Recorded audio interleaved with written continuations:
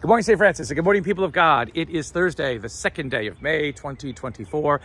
It is Thursday of the fifth week of Easter. It is the I gotta get this right, 33rd day of Easter.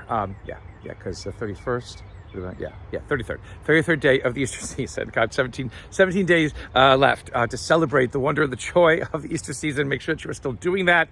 If there is still chocolate to be eaten, a jelly bean still hidden someplace, make sure that you are enjoying all of that as we continue through the Easter season. Today, we also remember Saint Athanasius, one of the great church theologians, early church theologians, who basically was treated quite badly because he tried to defend the fact that Jesus was both God and human, 100%, not more one than the other, not pretending to be human, not some kind of superhuman that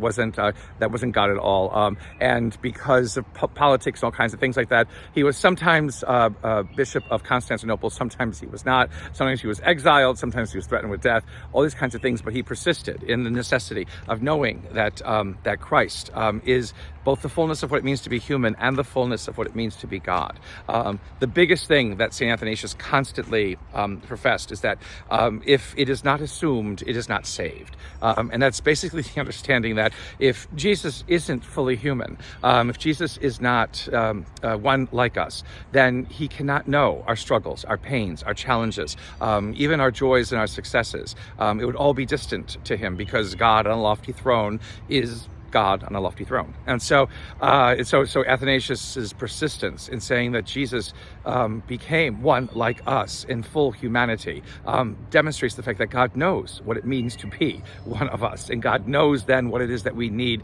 to be able to help us be able to get through life, not just to get through life, but to thrive and to flourish within our lives. This is not something that basically was foreign, before Athanasius, but it kind of was not defined as much as when Athanasius kind of puts it down in print in one way. The idea, again, is that we are saved because God knows what we need, because God knows the fullness of ourselves, and what leads to the fullness of ourselves. We need to have this kind of God working for us, and not some God that just sits on a heavenly lofty throne. In today's Gospels, in today's readings, the seventh grade, I believe, is coming close to me because they're going to go to religion class, and so the thing is, I have to move away from them so that I can continue this. But let me turn around. So there they are. There's the seventh grade, and they're all going to religion with Mr. Harmon, and so they just love to be on camera because that's what they seem to do best. I hope that they are also learning something. I hope that they are learning something in addition to being on camera. But anyway, as I was saying, today's readings, Acts of the Apostles. We hear what happened at the Council of Jerusalem. When did the Council of Jerusalem happen? Sometimes maybe around the year 50 of the Common Era.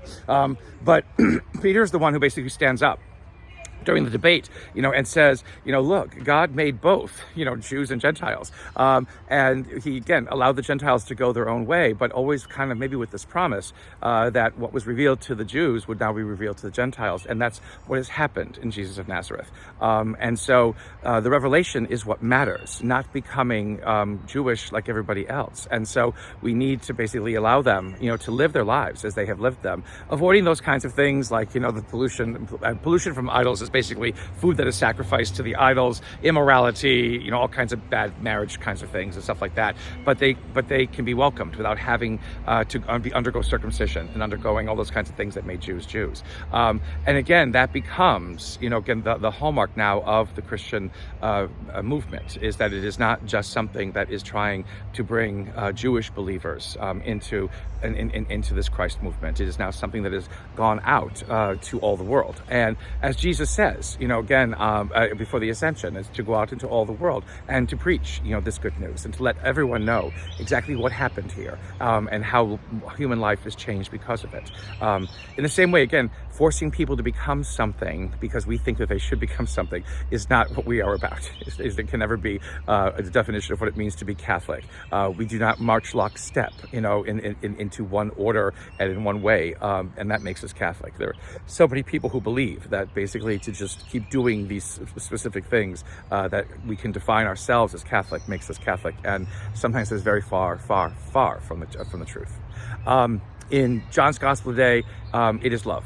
Again, love, the foundation, love which Jesus asks us to remain in, love that allows that will allow us to make the decisions that we need to make as this Christian message moves forward.